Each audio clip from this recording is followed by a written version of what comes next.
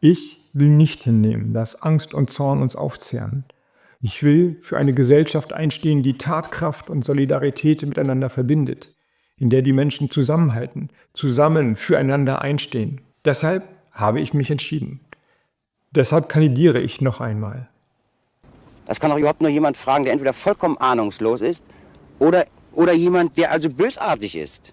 Hey Leute, also jetzt mal ehrlich, da dreht Habeck doch völlig am Rad. Kaum kracht die Ampel zusammen, die Wirtschaft am Boden und jetzt will er auch noch Kanzler werden. Stellt euch das mal vor. Erst die Inflation befeuert, die Wirtschaft auf Talfahrt geschickt und jetzt kommt er uns allen Ernstes mit Kanzlerambitionen. Glaubt er wirklich, dass die Deutschen das wollen? Lasst uns drüber sprechen, was Habeck da abzieht. Das kann doch nicht sein Ernst sein. Gleich mehr dazu. Auf geht's. Ich bin hier bei Freunden in der Küche. An Tischen wie diesem kommen Menschen zusammen. Sitzen Millionen von ihnen, von euch, morgens beim Kaffee, hören Radio, lesen Nachrichten in der Zeitung oder im Handy. Ich auch. Vor 2 Tagen etwa, als die Nachrichten vom dreuenden Wahlsieg von Donald Trump kamen. Oder am Morgen vor nun bald 3 Jahren, als Russland die Ukraine angriff und der Krieg nach Europa zurückkehrte. Ich kann Sie gar nicht so beleidigen, wie Sie mir auf den Wecker gegangen sind. Sagen, dass Sie nicht nur freien Eintritt, sondern auch freien Austritt haben, wenn Sie das Gefühl haben. Er muss auch nicht mal was dafür bezahlen? Nein, wirklich nicht. Die Krisen dieser Welt, sie dringen in unseren Alltag vor.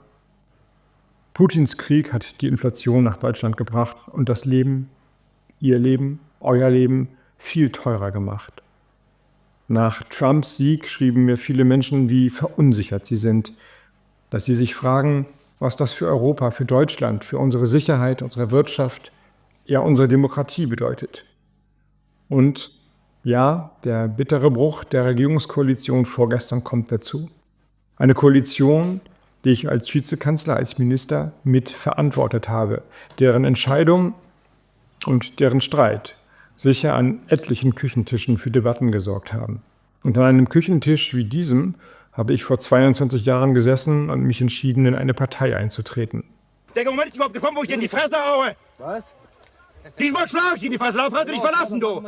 Diesmal sitze ich in dem Kostüm in deiner Scheißkarre in Holland. Weil mich das, was in unserem Land geschieht, etwas angeht. Weil ich mich kümmern wollte, einbringen, etwas bewirken. Seit damals hat sich die Welt drastisch verändert. Frieden und Freiheit stehen unter Druck wie lange nicht. Auch bei uns. Deutschland steht unter Druck. In dieser rauen, in dieser unruhigen Zeit stehe ich nun wieder vor einer Entscheidung. Und ich frage mich, welchen Beitrag ich leisten kann, Sicherheit, Selbstvertrauen und Zuversicht zu geben. Wie ich dazu beitragen kann, Sorgen zu lindern, die um den Arbeitsplatz, einen Kitaplatz, eine gute Schule, eine bezahlbare Wohnung oder bezahlbares Pendeln.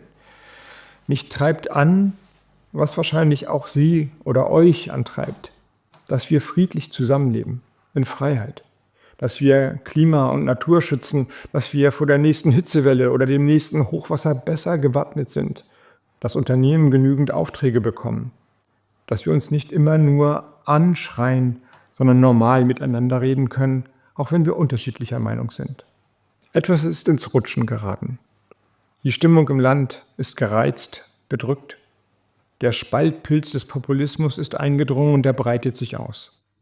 Er findet seinen Nährboden in allem, was schwierig ist. In der Wirtschaftslage, der Klimakrise, dem Krieg in der Ukraine, dem Umgang mit Flucht und Migration. In allem, was sich ändert. Und er wird gefüttert von Putins autoritärem Regime, von Trollarmeen und von Bots und von den Populisten hier im eigenen Land. Immer deutlicher wird so, dass die grundlegende Auseinandersetzung unserer Zeit die zwischen autoritärer Macht und liberalen Demokratien ist. In dieser Auseinandersetzung müssen wir bestehen. Und wir dürfen nicht davon ausgehen, unsere liberale Demokratie sei auf ewig garantiert.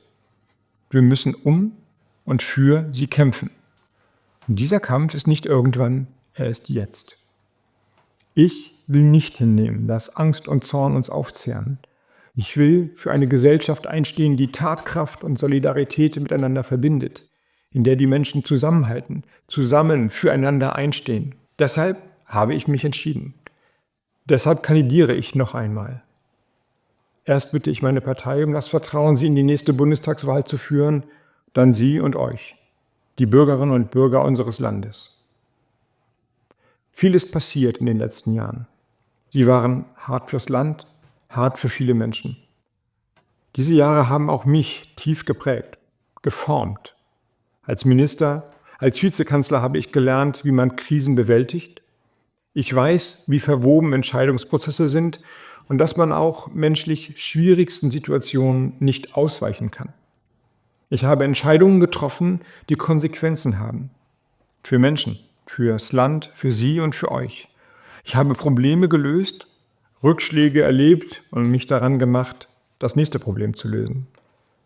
Ich habe Fehler gemacht. Ich lerne daraus jeden Tag, wie wir alle lernen.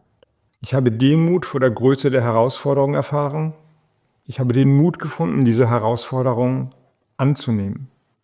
Und ich habe, gerade in den letzten Tagen, eine neue Kraft gefunden, noch einmal zu kämpfen. Eine Kraft in Erfahrung gehärtet. Natürlich, ich kenne die Umfragen. Ich weiß, dass die Ampelregierung gescheitert ist. Ich weiß, dass Vertrauen kaputt gegangen ist. Ich weiß, einen Führungsanspruch muss man sich erarbeiten. Ich will ihn mir erarbeiten. Deshalb möchte ich erst einmal zuhören, Ihnen und euch. Erfahren, was Sie umtreibt in Ihrem Alltag, worauf es Ihnen ankommt. Vielleicht komme ich ja auf Ideen, die ich sonst nie hätte. Vielleicht reden wir am Küchentisch. Ich finde es jedenfalls schön, Sie laden mich ein und wann immer die Zeit es zulässt, baue ich Küchentischgespräche in meinen Alltag ein, bevor der Wahlkampf so richtig losgeht. Am Ende beruht Demokratie ja nicht auf uns, den Politikerinnen und Politikern oder den Institutionen, sondern auf Menschen, die sich einbringen. Menschen machen den Unterschied. Das beste Programm einer Partei wird das nicht ändern. Eine Regierung, und sei sie die beste der Welt, wird nicht alle Probleme lösen können. Sie kann am Ende nur Orientierung bieten, Leitplanken aufstellen und Impulse setzen. Aber es sind Sie, es seid ihr, die Bürgerinnen und Bürger dieses Landes, die unsere Demokratie tragen. Ich bin bereit, meine Erfahrung, meine Kraft und meine Verantwortung anzubieten. Wenn Sie wollen, auch als Kanzler. Aber das ist nicht meine. Das ist Ihre Entscheidung. Nur Sie können das entscheiden. Und wir werden dich auf deinen Platz zurückverweisen, wo du hingehörst, du Idiot! Ich bewerbe mich als Kandidat von den Grünen für die Menschen in Deutschland. Ich kandidiere als Bürger dieses Landes, der nicht hinnehmen mag, dass Schlechtreden und Populismus uns die Zukunftskraft rauben. Ich kandidiere in dem Wissen, dass man Menschen davon überzeugen muss, dass sie einem vertrauen. Deshalb mache ich ein Angebot nach vorne. Wir können nicht einfach hoffen, es würde alles wie früher. Wer Lösungen in der Vergangenheit sucht, vergeht sich an der Zukunft unseres Landes. Nach vorne heißt, Deutschland muss seine Stärke in die Dienste Europas stellen, damit Europa als Akteur in dieser Welt handeln kann. Die Zeiten für europäische Unentschlossenheit sind vorbei, in der inneren und äußeren Sicherheit und in der Wirtschaftspolitik. Deutschland muss weiterhin in die Infrastruktur und das Bildungssystem investieren. Deutschland muss beim Klimaschutz Kurs halten. Kein Abwickeln, sondern weitermachen. Sowohl die Klimakrise wie auch der notwendige Klimaschutz verändern allerdings unser Leben. Klimaschutz muss für Sie, für euch im Alltag funktionieren. Und er wird nur funktionieren, wenn wir uns um die soziale Frage kümmern. Ich weiß, wie groß die Sorgen gerade sind. Dass manche von euch am liebsten die Nachrichten ausblenden würden, das Radio einfach ausstellen. Aber wir sind den Herausforderungen unserer Zeit nicht einfach ausgeliefert. Nur, wir dürfen uns nicht einlullen lassen, wie in den Regierungsjahren von CDU, CSU und SPD, wo faktisch alles liegen geblieben ist und nichts gemacht wurde.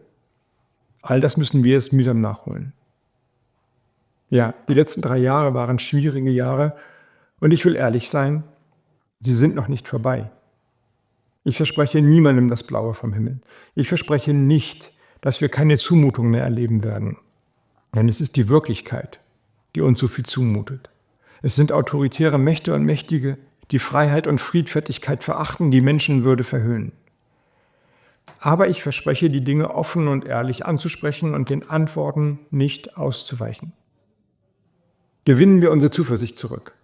Handeln wir zusammen und solidarisch. Bestehen wir die Herausforderungen. Ich habe mich entschieden, wie ich mich vor 22 Jahren entschieden habe. Um viele Erfahrungen reicher und dennoch mit dem gleichen Antrieb des Anfangs. Für Sie, für euch, mit Ihnen, mit euch. Die Kreuze klar für